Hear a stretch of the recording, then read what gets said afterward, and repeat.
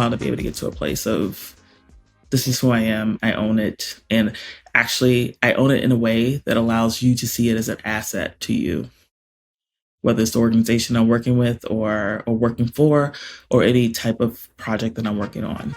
Welcome to Working Your Way, the podcast dedicated to unraveling the journey of being authentic in the workplace. I'm your host, Sandhya Sudhakar, and today my guest is Nneka Ude. Nneka is a VP of Strategy at ARC Worldwide, and she's also the owner and founder of Love Dot, a fashion company. And she's a children's book author. Really, Nneka is a creative strategist who tells stories through fashion and creativity and data. She's multi-passionate, and she's found different ways in her career to express herself in her creativity. In this episode, we talk about asking why, both externally in challenging contexts and ideas, even in rooms where you may be more junior. And we talk about asking why internally with ourselves to question the alignment of what we're doing. We also dive deep into talking about really owning who you are and what you bring to the table. I hope you could take away some inspiration for Nneka's journey around this and just how you can step into it for yourself. I can't wait to share this conversation with you. Welcome to the Working Your Way podcast, Nneka. I'm really, really grateful to have you on today. I am super excited to be here as well. Thanks. So I would consider you a multi-passionate professional, and you express yourself in so many different ways through so many different creative endeavors, through traditional work, through non-traditional work. And I want to get into all of that. But first, I'd love to start with, what has your journey with authenticity looked like? Ooh, that's a really good question. Authenticity, I think, is such a buzzword now that it definitely still has meaning, but it definitely is something I have to think about, or I always have to think about, is like, what is authentic to me? And I think when I put it in the context of what it's meant to me, particularly personally, as well as professionally over the course of my life so far, it's about being able to show up, not just fully, so to speak, but showing up in ways that you can be proud of at any given time. And that's both within the workplace, but also in your personal life as well, right? So I think part of authenticity is understanding that no can be a full sentence, that why isn't a point of being combative, but just for clarity, right? Because I think oftentimes we put ourselves in places of compromise when something is asked of us, whether it's personally or professionally, and we're not comfortable with it, and we're not quite understanding why we need to do that. By questioning it, it seems like it's a bit of a challenge. And so what I've learned is that the why is an important part for me, helping to reinforce and define authenticity for me, so that I'm not embarking upon, whether it's, projects or engagements or just anything, right? Personal or professionally, that doesn't quite align with my spirit, right? Because if it's not aligned, it's hard to really be exactly that, authentic. It's hard to really give 100% of yourself to it. So for me, authenticity, I think, is about being able to be very confident in what it is that you're doing, by being very clear about why you're doing it, and being very open about cutting things off when they don't feel right, right? So that way you can fully show up as yourself, as the person who owns her perspective in the room, that isn't afraid to share her voice on topics, and also isn't afraid to sometimes be quiet and not feel like I have to constantly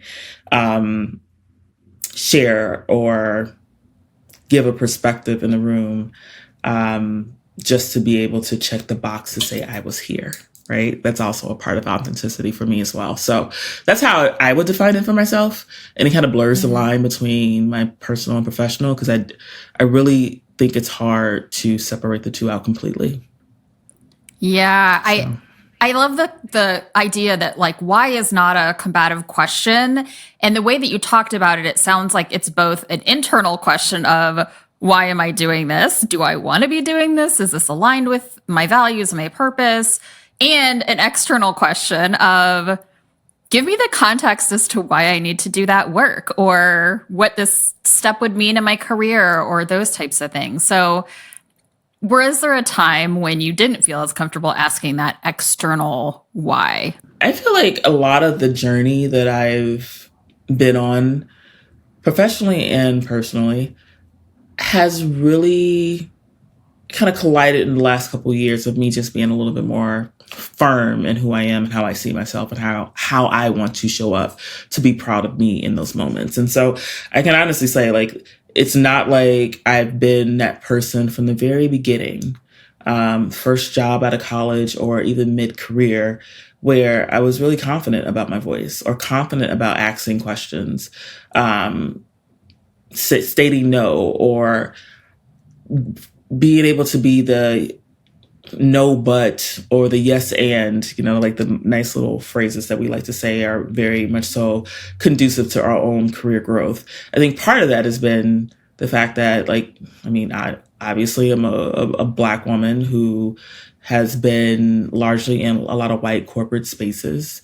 And there's certain perceptions that you are constantly thinking about in terms of how people are perceiving you in moments. And that was very, very much so my narrative and a narrative of a lot of women like me, probably up until maybe about 5-6 years ago, where it was really about like, okay, so if I raise my hand and ask why, I'm almost giving myself a bit of anxiety to think about how I should even ask why, because I don't want anybody to think that I'm being combative or that I'm being angry or that I don't want to do the work and I'm just being lazy, which is never the case. I would understand the thinking because that's how I work, right? I work by you not telling me what to do. I work by you giving me an objective and allowing me to then define how to get it done, right? I don't need my hand held. I'm very independent. I'm kind of a tell me what needs to get done and get the hell out of my way type person, because I can build the team. I can figure out how to collaborate. I can figure out how to avoid people to get things done, or like to work around folks, I guess you can say. So it was really the challenge of who I am and how I knew I could work and having permission to be able to do that in a very impactful and effective way against this notion or really a very clear cultural perception of how Black women are, right? And Black women are in corporate spaces and always, thinking about like how I'm going to be perceived or reputation being created around me that is not truly who I am. And so it was really hard. It was really hard early on. I was lucky enough in my career early on to be put into some roles that were above and beyond where I should have been for both my age as well as my experience. But I had people who were pretty senior look at me and say, oh, no, I remember working with you when you were fresh out of college and how you did things a little differently. And I want to bring you back into this organization to be able to work under me to, launch a new agency within IPG at the time and sit between kind of everyone else in the organization that is essentially my peers, as well as the remaining executive leadership that was there. And that was difficult because, one, I was inexperienced. 2, I'm a big proponent of just trying to figure things out. But 3, because I had those two elements of like not having the experience and also being very aware of like where I sat from a seniority perspective, as well as my own kind of insecurities about the work that I was trying to get done, it really did lead me to a place of not feeling like I could really truly show up as my true self, because I was worried about, well, if I'm able to if I need to drive home an issue or, make an objective a real set of outcomes, how do I do that without coming across as being too pushy or coming across as being, too kind of demanding on teams or giving objectives or, laying out plans that quite frankly, people weren't aligned to, but may perceive my confidence in what I had to deliver as being something that was a little bit forceful, right? And it's just perceptions that women in general have to deal with, but I think is an added layer on it when you are a woman of color, particularly a Black woman in corporate spaces. And don't let age work for you or against you in some situations, right? Whether you're too young to have an opinion or, you're at a point where you're kind of maturing and are full of confidence, but now it's the lack of appreciation or respect for the experience that you have being a more mature individual in your career at that point. So yeah, it's taken me a while to kind of get here. And I think that some of it has also helped the shift that I think, have experienced from a more cultural perspective in the last couple of years as more, social movements have come to the forefront, almost making it politically incorrect, so to speak, to mute people's voices in the workplace or not value the experiences that they are bringing out into work from their outside worlds, right? So whether that's based on their ethnicity or race or gender or, religious background. So that's helped as well. But it's taken a while. It's taken a while to be able to get to a place of this is who I am. I own it. And actually, I own it in a way that allows you to see it as an asset to you, whether it's the organization I'm working with or working for or any type of project that I'm working on. As Nneka's sharing her experiences early in her career, it's really highlighting this dance between showing up fully and holding things back. And for her, she was pulled into this room where someone saw what she could contribute, and yet there are so many factors that cause her to hold back her questions or her opinions. Being younger, being female, being Black, and really the intersectionality of it all sent her some clear messages that what she had to say or the way she wanted to approach things better be really good. And I know I had an experience where earlier in my career, a leader saw something in me and he wanted to promote me into a role that I thought was really early for me to take on. And it felt uncomfortable. And I remember getting the advice that really set me at ease. And it was, they're not going to give you something you're not ready for. Sometimes leaning into what other people see in you can help us then show up to that opportunity. But we have to connect to what that is. Maybe we can connect to what they see in us, even if we don't see it in ourselves at first. When you said there were a couple of times where you were pulled into roles where maybe you were at face value less experienced or younger or those types of things, it sounds like that was a combination of you doing things differently and doing things your own way and having that kind of unique genius and people who recognize the value in that and kind of pulled you into those roles. Is that fair to say? Very fair.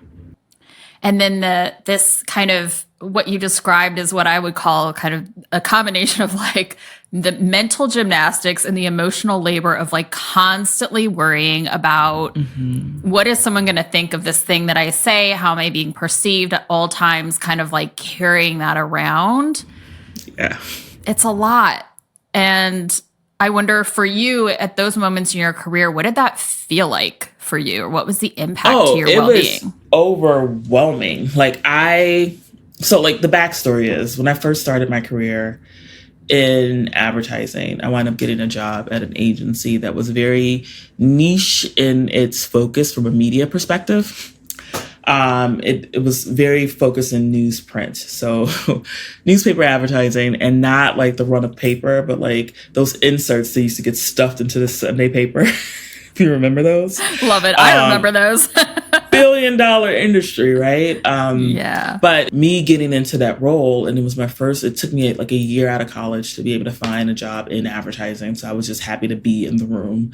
But also it was the frequency of seeing different types of projects coming through, but also me just wanting to really be good at the job. Like that's the Capricorn trait, right? Like I need to be really good. I need to be the best that I can be at whatever it is that I'm touching or committed to doing. And so I will go above and beyond. And I still do in a lot of ways. But that above and beyond got me the recognition of, at the time, the VP of Business Development, as well as the president of the division, who were both men who were considered to be really hard to please. And it got me noticed because they would literally call and say, yeah, that work that you did, that was really good. Like, who did this? And so that was a really great thing. But for me, being in that space, in that role, it was a lot of great recognition, but essentially what wound up happening is I decided, I wanted to move forward in my career. I left for a year to enroll in the MBA program.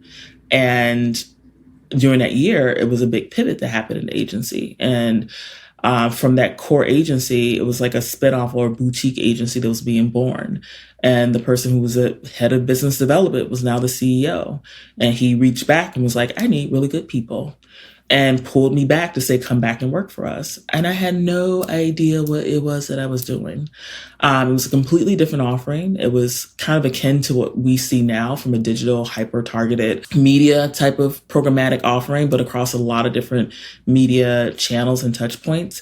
And they were literally like little pioneers within the advertising agency world are trying to figure something out. So everybody was trying to figure it out. Mm-hmm. The difference is that I was working under men in their 40s who had been essentially VPs and presidents of different types of brands and companies who had a lot of bravado and confidence in what they were doing and were leaning on me to be their gopher to help get things done. And because I am the person who wants to do really well in whatever it is that I touch, but also will try to do what I can to figure things out, what that left me was in a state of like utter anxiety, right? Mm-hmm. Like I was at a place where I would come home and I could not decompress because I didn't want to ask questions of what was being asked of me all the time because I didn't feel empowered. And it wasn't them. It was just me being in a room of like, I'm the youngest person here. First of all, I'm the youngest person here. I'm a Black woman from the South Side of Chicago. Half of the conversation, the general chit chat that was going on in the rooms I was in, I couldn't even relate to, right? Like I had no experiences around, golfing in New England or, going to I mean, that being funny, but it was just it was a very big difference. So I just kind of was feeling very out of it. And also, like, I won't lie, it wasn't like everybody in the room. I had been hand selected by one person and had two other people in the room that had worked with me before, right? And the rest of that team, the CEO at the time had recently built. And they were coming from IBM and Deloitte, all these big kind of heady men who were like, well, why is she here? Right? So I was at a place of just trying to figure out, oh, hell, why am I here? It's clearly something that someone sees in me, but I didn't recognize that at the time. I just wanted to do really well.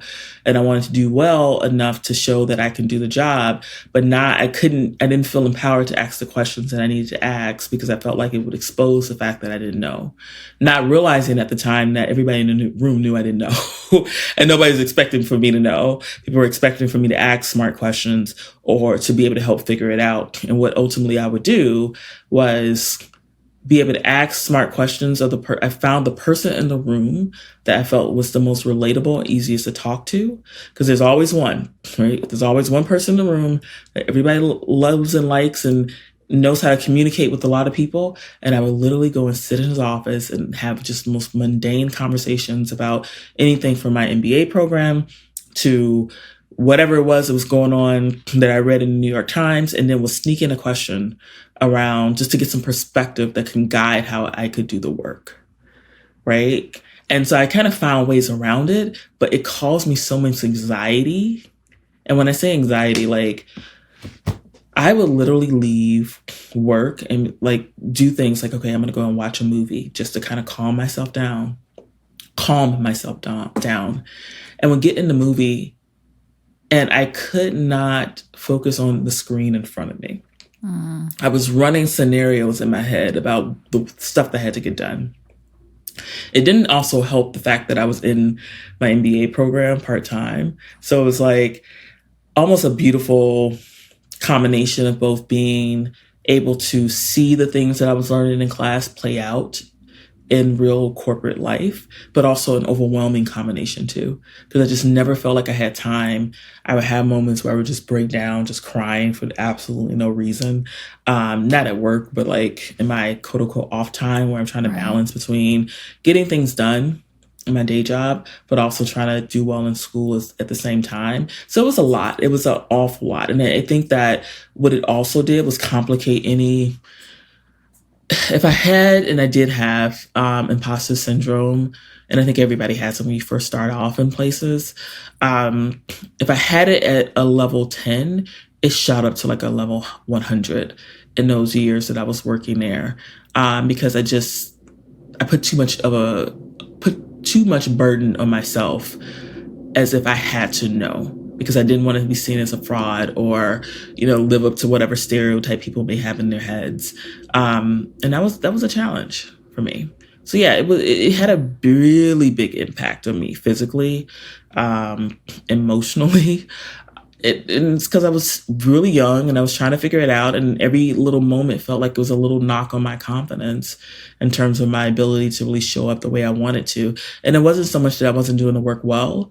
It was the fact that I wasn't doing it up to the standard that I had created for myself. I've learned to be kind to myself in the years since. Yeah, your standards for the work that you do are so high, and yet you had this really interesting experience of like, nobody knew the answers in that room, in any room in that company. You were forging a new path in the industry. And still it was like this thing of like, oh, well, these people have these really impressive backgrounds and I don't want to show up like I don't know what I'm talking about. Right. And I think that's part of the challenge and the myth. And I think that even today, and I tell this to the people that I wind up mentoring, because I've always mentored, even when I was in a point in my career where I was like, what do I have to tell people? But whatever I know, I'm willing to share. So the biggest, I think, myth is that everyone in the room that's more senior than you knows exactly what they're doing. And I think part of leadership is not necessarily needing to know what you're doing. It's about, one, being able to pull the right cast of characters that can help you make smart decisions.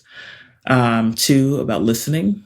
And 3, about leveraging experiences that you've had to date to be able to create a blueprint and a rallying cry for people to get behind. And the moment you recognize that that's really the dynamic that's happening, is not to undercut any type of leadership that's anybody in the leadership role in the room to say that they don't know what they're doing. It's about being able to strategically leverage your voice to bring a perspective that they can add into the mix of how they want to approach something, but also learning from the experiences that they have and trying to understand how they go about making decisions, right? Because there is something very valuable about, it was also something very true for me at the time. Like, I didn't have the experience. I knew nothing. I was in a room full of people who knew everything. I should have been better about asking questions of those individuals in a way that was about me learning in the moment, right? Versus me assuming that I had to know and I had to give a perspective to prove my value as to why I was there. And that was not what I needed to do. Right. And so even now I know that, right? Like, I sit in a room right now and I'm looking at the person I report into, the CEO of my company, and they're all brilliant, smart women with tons of experience, have built and done things in amazing ways. I know there's moments that they may not always know exactly this is a definite answer to something, but I also know at this point it's about me asking smart questions, giving a perspective, and learning from how they lead to understand why they make the decisions that they make, right? Not to challenge, not to undercut, but to really learn in those moments, because that's also a part of what leadership is. Okay, so we have to talk about this myth. The myth that leaders or the more senior members of our team know it all. In Nneka's experience, all of these very accomplished people, they were all new to this particular business model or type of work. It was new to everybody. So despite the titles that they had, was anybody in the room really the authority on that thing? No. We can hold ourselves back for a lot of different reasons in this kind of context, right? Contributing our opinions and our ideas. We may think that the people higher up the chain or the people that have been there longer know all the answers. Or maybe we think that if we speak up, it's going to come across as us questioning their competence or questioning their authority. Or we might even just be worried about opening our mouths in a room and saying an incorrect thing or saying the wrong thing. And the reality is that in most cases, there really isn't a right or wrong answer anyway. In most of the business problems that we deal with, there are many possibilities. And so holding ourselves back actually really limits the innovation that comes from the diversity of thoughts and ideas in the room. If you're one of these senior leaders in those rooms, I want you to think about how can you make space proactively? And I mean really proactively. You may think that you pause and ask for questions or pause and ask for ideas, but figure out a system to really help everybody share the air and voice their opinions and have a turn that gives them the opportunity to get their perspective out on the table for those newer, younger people or people that are different from you. If you're in that position of power, make the space proactively. Don't assume that people don't have an opinion if they're silent. And if you're one of those people who's afraid to share or contribute, I want you to think about how can you recognize that the way you think is different and that is what makes you valuable in that room. Your differences of opinions, your difference of perspective in looking at a problem is the thing that's going to contribute and make the business solution better. If we can find ways to do this, our unique ideas can actually lead to better business decisions and stronger strategies. What were some of the things that, and maybe it was just timing and circumstance, but what were the things that helped you overcome or at least kind of harness that anxiety? I think I'm still learning how to harness it, to be honest with you. It just doesn't show up the same way. Like, I think, well, for me, I have learned the power of owning my own voice and respecting the differences in the room, which means that if I'm doing that for others, then the same needs to be done for me, right? And the moment I recognize that there's something of value, and this is like an epiphany I think I had in 2016, which I always say is a extremely pivotal year for me because of just a lot of personal things that I went through that really changed my perspective and just how I approach a lot of things in life and career and all the things that come along with that.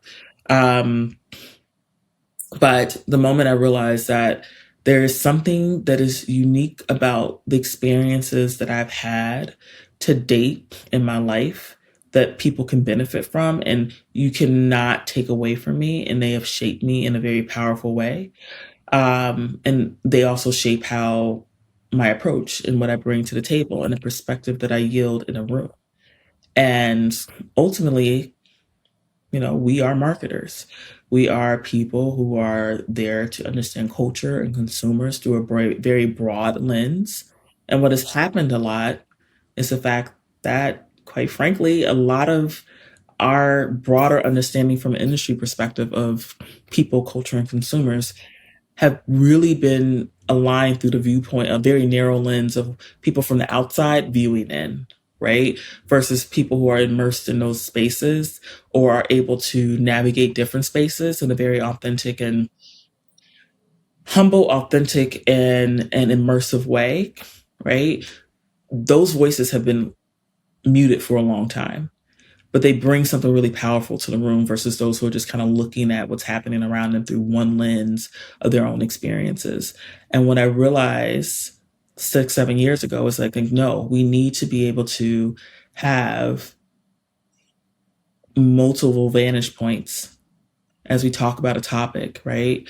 And a part of having multiple vantage points is me not being afraid of the experiences and the life and the being that I am, and bringing that fully to the table to ask the right questions or put a different perspective out there that needs to be respected, because quite frankly, it is a perspective, especially now, that really matches probably 75% of the broader population in terms of just a different POV that may exist from someone who may be, a Gen Xer or boomer of, a certain background, lived in suburbia, and is not necessarily connected to other experiences that may have come from, being a part of a, immigrant and American background, living in the South Side of Chicago, um, traveling the world, interfacing with different cultures, understanding and connecting the dots in different ways, right? Like, I've begun to own more of what makes me me. And that in itself was allowed me to be able to like just speak in a room, put my perspective on the table, not as law, but as a very clear set of experiences that once I did that, what I realized is that other people in the room either had similar experiences or something completely different that wasn't matching the core POV that was being shared. And so the moment I started to kind of tune in a little bit more and recognize more of those moments of, oh, I spoke up when the room was going in one direction. And when I spoke up and bringing something different to the table, it gave someone else the courage to speak up, right? It was like, well, why am I so anxious about sharing my voice? As if I'm the only person that feels this way or have had these set of experiences or see things through a different vantage point, when it's other people in the room who feel the same way. They're just waiting for somebody else to say it, right? So it's like a little bit of that, like, oh, like the little revelation of like, no, no, no. There's something here. There's something powerful about not just you having a voice, but you being able to do things differently that people can really appreciate, and that you have to appreciate it first for people to appreciate it. This is such a powerful realization that Nneka had. And it ties back to what we talked about earlier. Your authentic self, your experiences, your ways of thinking and working and communicating are the things that bring value into the room. And so they aren't things to be ashamed of. And understandably, when those things aren't visible or represented in the room, we don't always feel like we have permission to bring them to the table, or we may see that there's a lack of those things in the room and therefore we don't think that they're welcome. But as much as we can lean into our individuality and our uniqueness and recognize that it is actually a superpower, it can help you do work that nobody else can do. Your brain is a muscle, right? In the same way we've allowed limiting thoughts or perceived circumstances to kind of bring fear and anxiety into our hearts and our brains and how we function. It's the same way you can allow, thoughts of abundance and impact and confidence and courage to also be woven into how you think and how you function, to be able to impact a room or really kind of overcome those negative forces that kind of quiet us and keep us from really embracing the fullness of who we are, what we're meant to be, and even encouraging others to do the same, right? A lot of the times people, like particularly women of color, Black women, highlight key executives that have rose to the ranks in the last couple of years as their inspirations just to be more of themselves, like a Bozeman St. John. And I'm like, you're absolutely right. Because the moment people saw her be who she is and who she's always been, it sounds like since reading her biography, since she was a really young woman, just kind of rise, from what seems like out of nowhere, but it's been a very long career. Yeah. The moment you had like a North Star of like, oh wait, someone is being themselves, it was almost like an unlock of giving people permission, right? But what we don't realize is that we all have that power to be someone else's unlock in a room that, someone like a Bozeman St. John may never even step into, right? So what are you doing in those moments to be someone else's unlock? Well, you have to first believe enough in your own voice to give someone else the courage and the confidence to be able to speak up in a room and bring a different perspective to the table. Yeah, she is one of my, I would say, authenticity icons. Yeah. Because she is just so boldly herself, and even from those days of like redlining what Spike Lee's like manuscript or something, Right? like, just being like, I Like, have that was something to bold. say, really, really bold, and amazing, and got her moved into other jobs eventually. So Yeah. See, I'm still getting to that place now. It's like Spike Lee. Oh my God. But yeah. Okay, I have to jump in here to fangirl a little bit about Bozoma St. John. She is one of my authenticity icons and truly a dream guest for this podcast. If you don't know her, go look her up. She has an amazing book called The Urgent Life and has done lots of talks and has lots of great thought leadership out there around how she's navigated her career. And I love her sense of self-expression and how she uses her appearance, her clothes, her makeup, her hair to really express her individuality, to show her power quite literally. And I really love how she's leaned into what she wants in her career. She's actually truly navigated her career by choosing roles based on what she wanted to get out of it. And I don't mean that in a status or title or resume building kind of way in terms of, oh, if I take this job, it'll get me to here. It's in this really deep-rooted sense of meaning kind of way. And what is the value that I can put into the world by doing this role? How can I tap into this change that I want to bring about in the world in this opportunity? And she's taken some roles that are maybe not super attractive on paper or at times in companies where there were some really big challenges, but she did it because she was so connected to who she is and what she wants to, how she wants to impact the world, what she wants her legacy to be. So here I am putting it out into the universe. Truly, as I was creating this podcast, she was one of very few people I had in mind as like, this would be the epitome of the type of guest that I would want to bring on. And if anyone's out there who can help me make that happen, call me. yeah. So what I'm hearing you talk about too is like, it's embracing the like, I walk into the room and I have inherent value because of my lived experiences, because of who I am, because of the way I think, because of not just the work that I produce, but like kind of that internal core of I don't need to prove I belong in the room anymore because I know that I do. It's like this grounded confidence. What are some things that you do on days where maybe that's not showing up as strongly as you would want it to? I'm honest about it. I think what has happened for a lot of people, and I know this for myself, but I'm assuming for other people, is that the last couple of years of working from home in your own environment where you're naturally comfortable and you have a little bit of protection of being behind the screen has allowed more people to feel a little bit more emboldened about their voice and owning it both in terms of what they want to say and the impact that they want to have in the room, but also owning those moments where it's like, look, I've got a lot going on. I may not be as clearly articulating my point as I would like right now.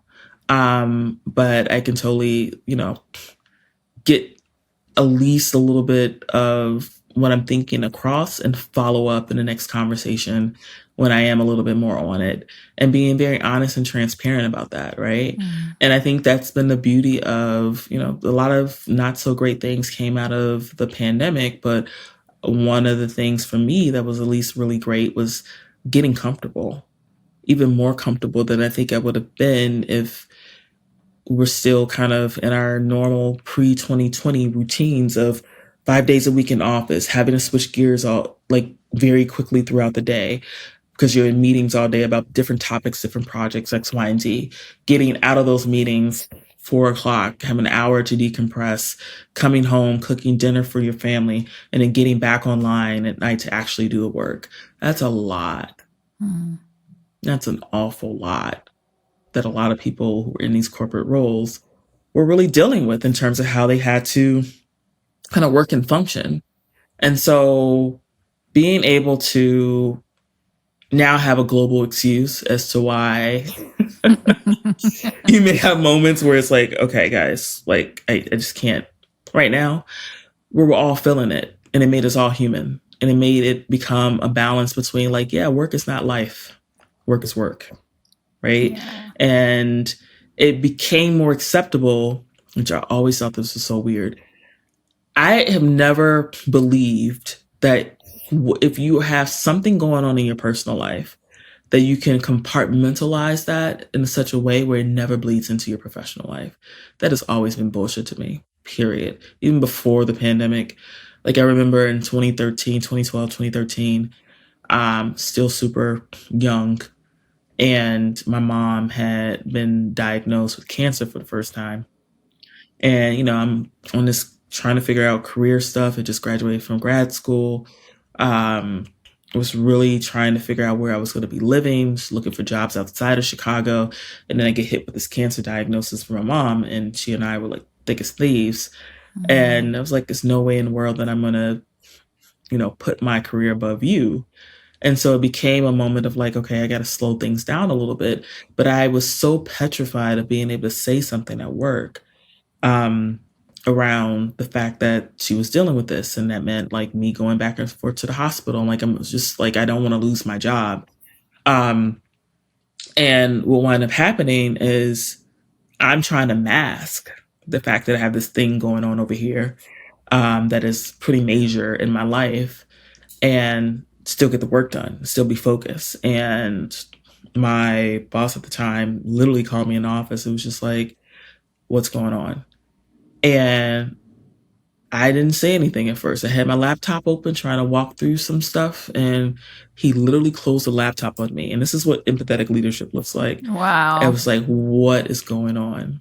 And I started crying. I was like, my mom's diagnosed with cancer. I don't know what to do. And he's like, you need to take some time. And it wound up me literally taking 6 to 9 months off of work. I took a leave to be able to like pivot and go home and really focus on helping my mom, who was also taking care of my grandparents. So like literally taking Oh my on gosh. the care of 3 people Yeah.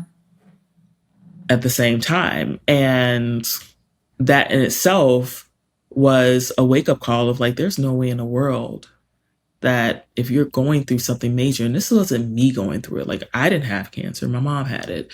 My grandfather was sick and a whole hospital room almost set up in his home because we were all taking care of him. But these were people around me, my family, my extended family that needed help. So how in the world is it when someone becomes sick, whether they have cancer or the loss of a child or something impactful in their lives, now still trying to show up for work as their full selves or just give 80%, 50%, Yeah. right? Yeah. When you have such a looming challenge, burden on your heart, and grief is a process that nobody talks about, but it can take you out, Yeah. right? Grief is not something to be played with in any way, right? And so I've never been one to believe that you can compartmentalize your life in that way. That's very robotic. It's very capitalist focused. And it's BS. Put all your And it wasn't humanity until- away and just show up Right. as if nothing's But happening. as if nothing is happening in your world, and like you're going to show up and you still like be able to engage with your coworkers in the same way. Like, look, at some point, you nitpicking about something trivial. Well, I have this heavy weight over here that you can't see. I don't care, right? Like, and like, in this, how do you say that? How do you even communicate that? So, when it comes down to it, what 2020 did and the pandemic did was give people it humanized corporate culture in a way where it's like, look, we're all dealing with things. We're still going to get the work done. Have a little bit more empathy.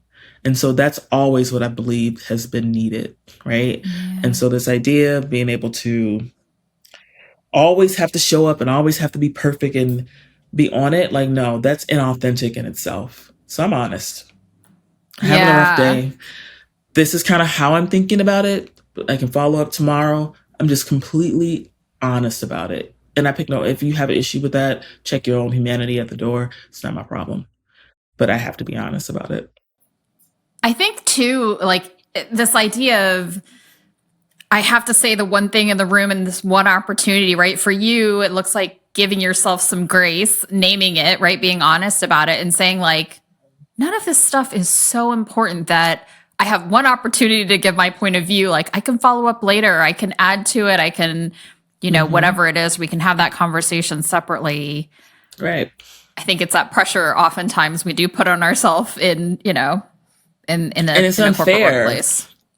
It's unfair and it's unfortunate that we do that to ourselves. But some of that has been the kind of corporate culture. And I'm pretty sure it still exists in certain industries. Like I can only imagine what things are like in like finance or more, government driven spaces. But overall, what I have seen is like a wave of more empathetic leadership and more humanity come into the spaces that I've at least worked in. And I can truly appreciate it because I think it's needed. Yeah, it's absolutely needed. I want to talk a little bit about your, I won't even call them creative endeavors because I think these are full-fledged other careers or career aspects that you have around, you're the owner and founder of Love Dot, a fashion company. You're a children's book author. You have all these ways that through your work, you're able to express yourself. What do those mean to you? What role do those different ventures play in your overall career? They mean a lot to me. I think that what I've been on a quest for quite some time is ways to bring the core pieces of my identity and my passions to the forefront in a way that the world can appreciate, but not just about other people appreciating them, but also about like empowering and educating people at the same time. And the through line for me from a career perspective is that at the core of who I am is a storyteller. Now, whether that's using data or leveraging, what I'm seeing out in the world as a strategist, because I don't think I can ever really turn that hat off of like connecting the dots and observing people and culture.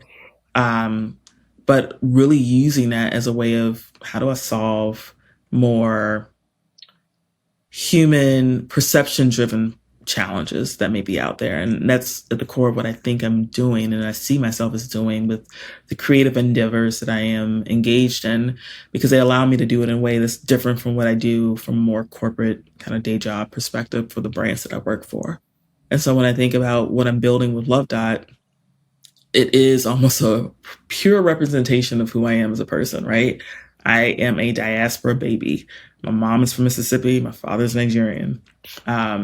There's always been like this significant disconnect even with my own family of understanding the two sides very clearly, but also understanding that we are both kind of pulling from each other from a culture and, overall kind of essence of who we are.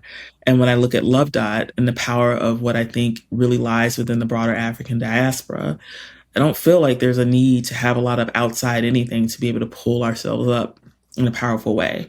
There's a lot of creativity, a lot of innovation that's happening, particularly in the space of fashion, but just generally from a lifestyle perspective as well, that I'm like, I want to showcase this. I love design. I love being able to pull from what I see or I've seen as a kid of like having my stepfather being Yoruba, right? Like a lot of the things that are part of both cultures from a Nigerian perspective, but also very much so resonated in being here in the US and growing up more so on my mom's side of the family and looking at, things that are just curious and unique, and also being very entrepreneurial on that side too. And so Love Dot for me is just a continuation of that. It's about me being able to build a company that is, all built in Africa, that's leveraging local resources from other small businesses. So whether it's sustainably sourcing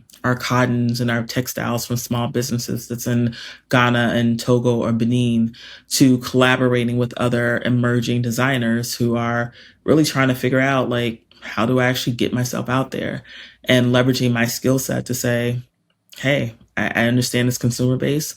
I feel like there's a lot of like elements of like this being just culture and innovation and creativity forward that we can like really push to a broader audience and really centering something that's around from a fashion perspective that's really centered around the beauty of being Black and African and what that looks like on a more global stage.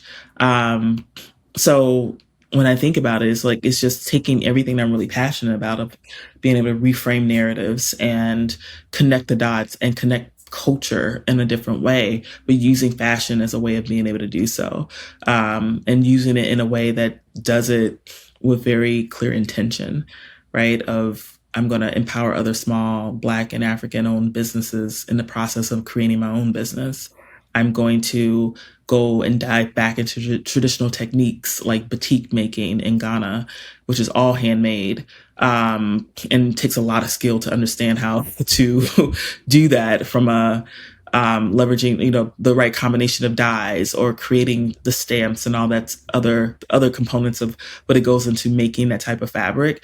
But really celebrating those things, right? And telling the stories that are behind those pieces that are actually being made, um, but doing it in a way that feels like when you're buying something, you're not just buying it because it's coming from a small business, but you're supporting multiple small businesses and it's something that's made with intention and it's unique, right? You're never going to find that again.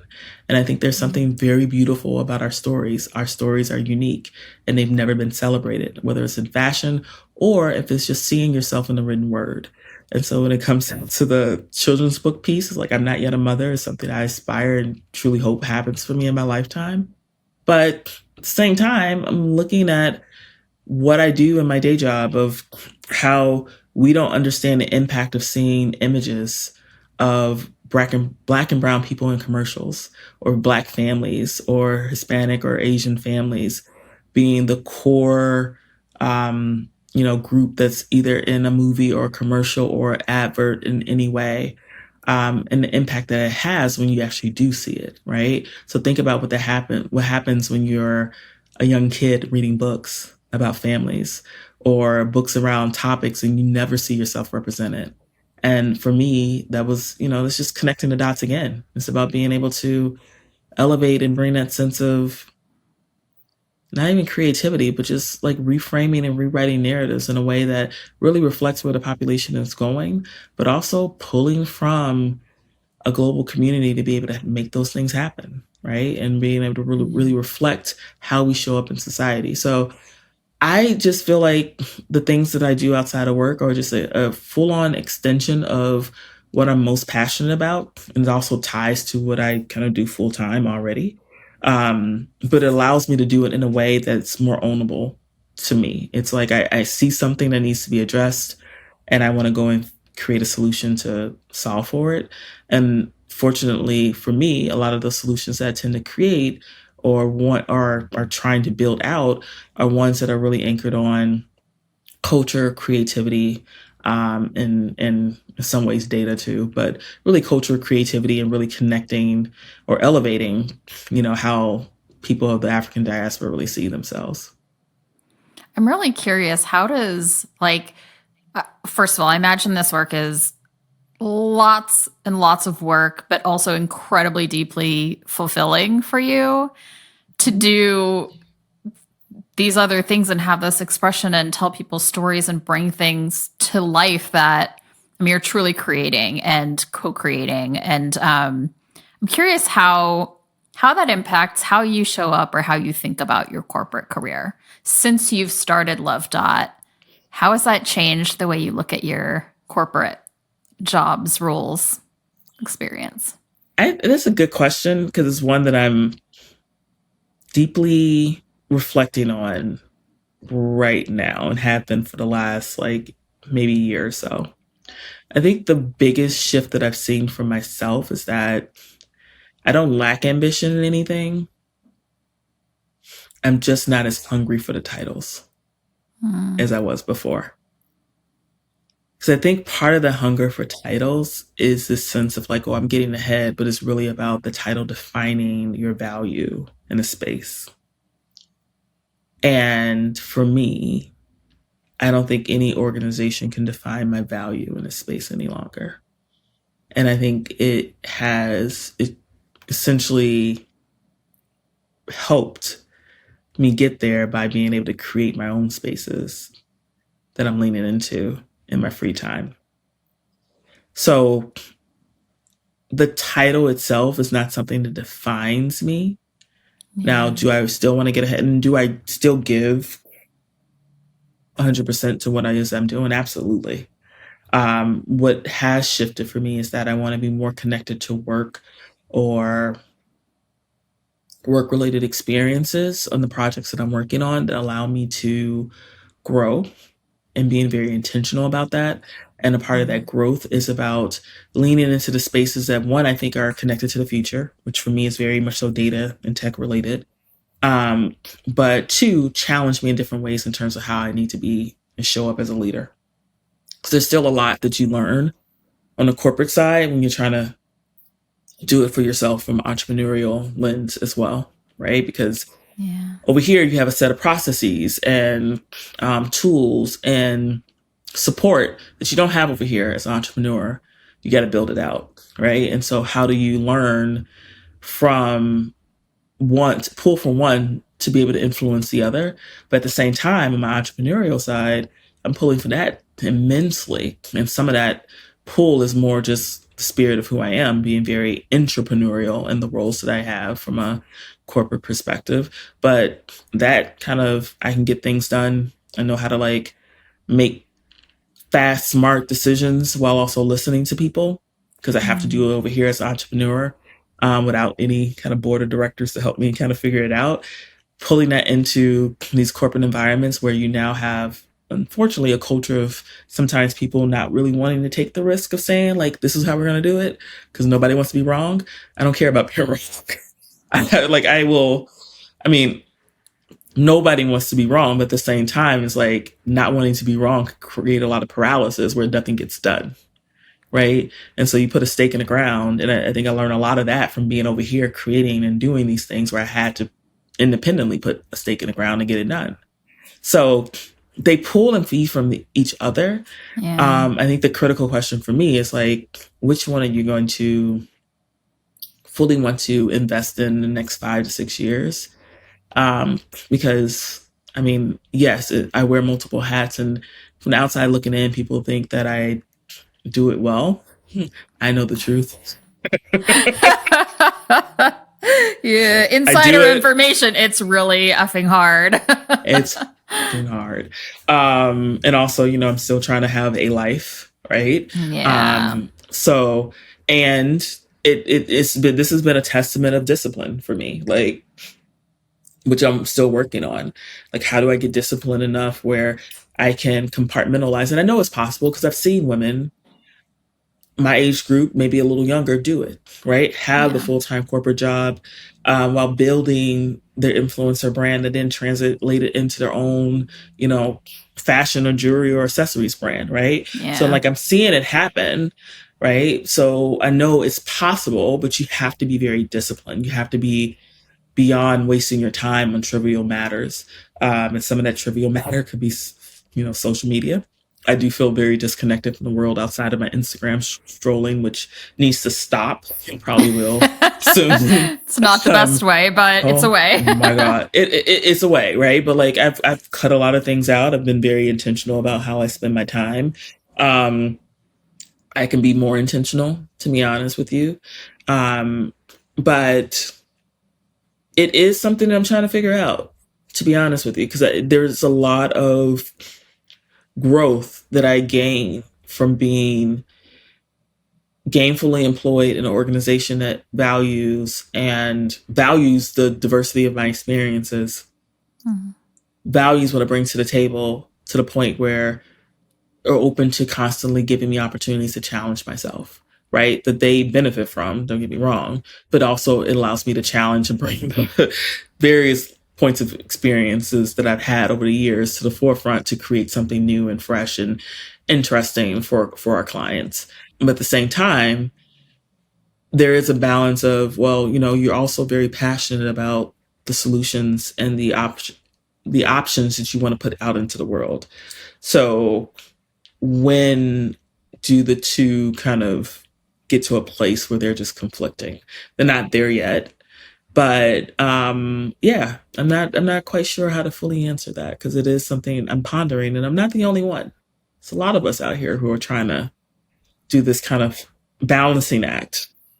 Yeah. And yeah, it's a challenge. It definitely is a challenge. Well, I think, you named it earlier of like, I appreciate you bringing the honesty to the forefront of, yeah, I'm doing these things, and from the outside looking in it, I make it look easy. Multiple businesses and, doing these creative things. And you have a really, what I would call a very diverse lifestyle in terms of like being in spaces with different types of people and having that kind of stimulus and the output that you create. So I think that's really amazing. And thank you for naming it transparently to say it's really hard to keep all the balls in the air, and that there's value in both the corporate part of your career and the entrepreneurial part of your career. And so that's a next step for you in terms of what does authenticity in your career look like. That value is well beyond a paycheck, right? Because if you're being really honest, especially if you're working for a good company, that value is about, how do you continue to define yourself as a leader? How do you understand, especially if that company is, a good company, but also you're working on projects that are related to or somewhere similar to the other things that you may be interested in, right? And so for me, like, Love Dot is a brand, but it's also, it's e-commerce and retail, right? And I'm still very much so working in a shopper and e-commerce space. And there's a lot still to be learned. And it's like, I'm learning while I'm building, and I'm taking the two and I'm almost like cross-pollinating at any given time.